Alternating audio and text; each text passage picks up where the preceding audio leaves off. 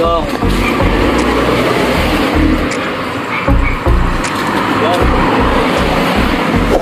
ay, saka tayo sa, sa ibunan ni sir. Wala nga, sir. Ay! Ito naman.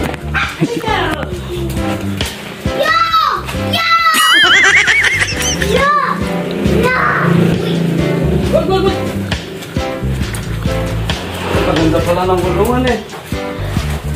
Pagawa ko nga ito. So ito yung ano, pinabuild sa atin ni sir, isang pares ng lovebirds, isang pale palo, saka isang split pale palo. So sure naman naglalabas to lahat ng pula kasi nga yung cock natin eh pale palo na mga kalapatid. Tapos itong isa, isang pair din ng ating ringneck dove. So hindi ko na tanggihan na naman tropa natin. Sabi ko di muna ako mag-out nito kasi kaya mayroon tayong order nito 40 pieces. So bawas na lang tayo agad ng dalawa. Kumuha siya ng isang brown normal na color tapos isang white. Ayan. So, pati nest box sinama na natin ito. Umatras naman. Ito sinama natin kasi may itlog to ngayon. So sinama na natin para sakali kung mapipisa pa niya mas maganda. Pero kung hindi na, tatanggalin na niya yung itlog.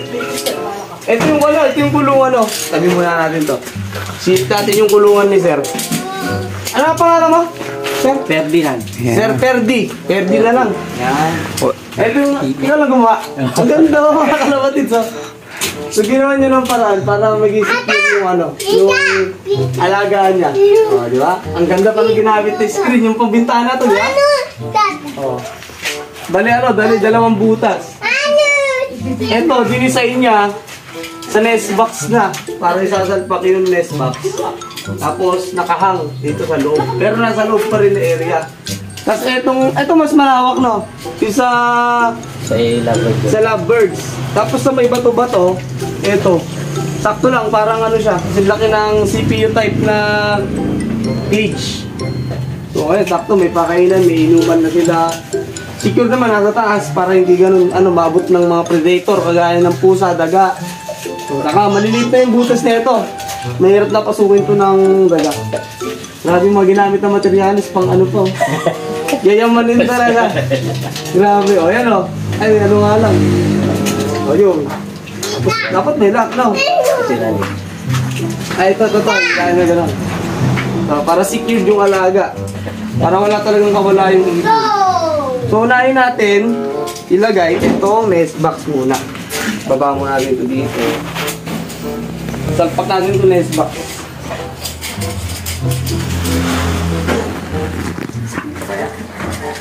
Baliktad. So, nanghiram niya sa akin ng ganito. Tapos bago siya gumawa para sakto-sakto talaga yung sukat. Ayun! Sakto nga.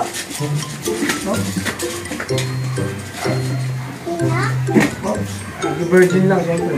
Wala. Ang bayo dito puti. Yan. Tulak mo. Hindi pa sikip dito konti. Yung tabas eh. Pero pas mo yan. Ayun. Ganito lang, no? Sakto kahoy. Oh, sakto yung kahoy. Pwede atras din pa konti. Pwede. Pero wala kang marang dito. Hindi pwede itong ano. Dapat may marang tayo. Kasi kapag ganito naman, pwede rin sila lumabas dito. Ito, masyadong gusot sila dyan. Harangan ko na. Oo, harangan mo to.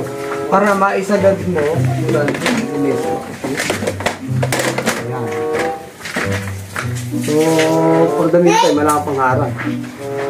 Ayan, harangan, makakawala dito. Unahin natin ito ilagay, ano, itong bato-bato. Hintayin lang natin sir, gagawa ng paraan sa ano. Ito yung cock natin, brown, tapos yung white. Yun yung hen natin.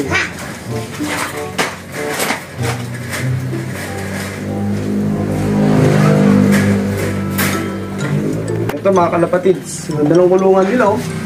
Sira na yung buntot. Pero maayusin naman nila. Lulugon yung ibog. Mga kalapatids na kami dyan. Ito mga kalapatids, unahin na natin itong isa. Ito kasi na-secure naman na yung alaan nito eh oh. Pwede natin siya ipasok dito.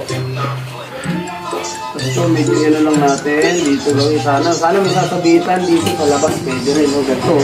Dito sana mas maganda mga kalapatids. Yan dito. Bubutason lang na ganon. Para pag maglalagay ng tubig, pwede dito na lang tanggalin. Hindi mo na kailangan ipasok yung kamay mo kasi mahirapan. Tapos yung pagkain, syempre dito sa...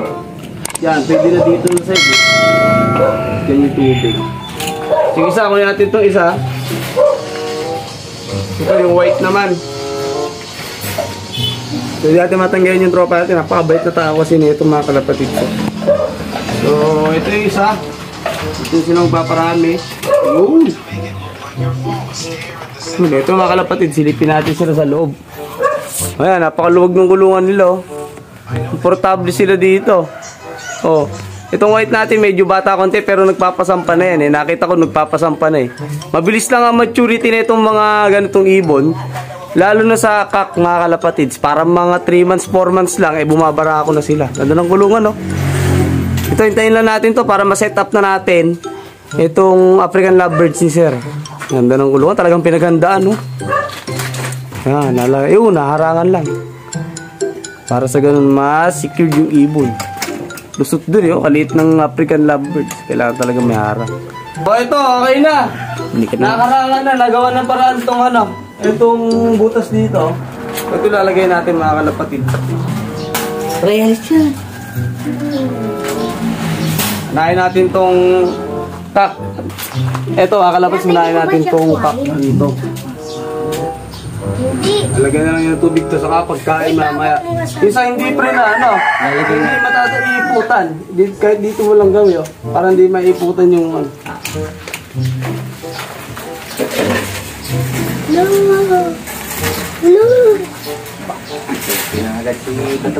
Ito naman yung isa, yung power glue natin. Sana, ang problema kasi mga kalabs, nilipat namin to, syempre nabulabog. Pero yung S-Max nila, ito pa rin. So sana lang, ano, limliman pa rin nila yung itlog. Wag mo na lang muna silip-silipin para maano, ituloy limlim. Pero kung hindi na, mapapansin mo, di sila pumapasok dyan. Ang gagawin mo na, after 3 days, tanggalin mo na itlog, tapon mo na. Tapos, lagyan mo na uli sila ng yung sanga na malunggay. Putulin mo kahit ganito lang kahabaw. Yung sanga, ang katawan lang ng sanga, mga malaki lang konti dito. Parang guys, mawakan ng martilyo. May dahon. Oo, kahit may dahon. Pwede rin sanga lang. Tapos lagyan mo rin ng dahon pagkain mo. Tapos, yun na gagawin nila nesting material reset. After 2 weeks, mangingitlog uli yan. Ito, ano lang talaga yan, maninibago kasi nga bagong kulungan. Saka syempre, medyo lumawak yung kanilang kulungan dito. Pero secured naman mga kalapatid, talagang sinure na ano, na hindi talaga makakawala. Itong mga ibon, syempre, stress reliever to ni paring ano, Ferdinand. Oh, saka bato-bato. Mahilig din talaga sa ibon, no? Kalapati, dati nagkakalapati ka pre, no? Kaso tinigil lang, busy sa negosyo, nagpapayaman eh. Bango yan, kuya. So, sana di talaga manibago, ito yung S-Max nila. So, silipin natin kung may itlog. Silipin nga, huling silip na natin ito. Ayun, itlog nila, oh. Oh, ayun, sa gilid. Hindi ko pa nakita kung nandito sa gilid dito eh. Oh, sana pisaan nila, balitaan na lang niya ako kapag hindi. Tapon na niya kapag hindi. Mangingitlog naman to sure eh. So magpipisa, kasi proven na natin to mga kalapatids.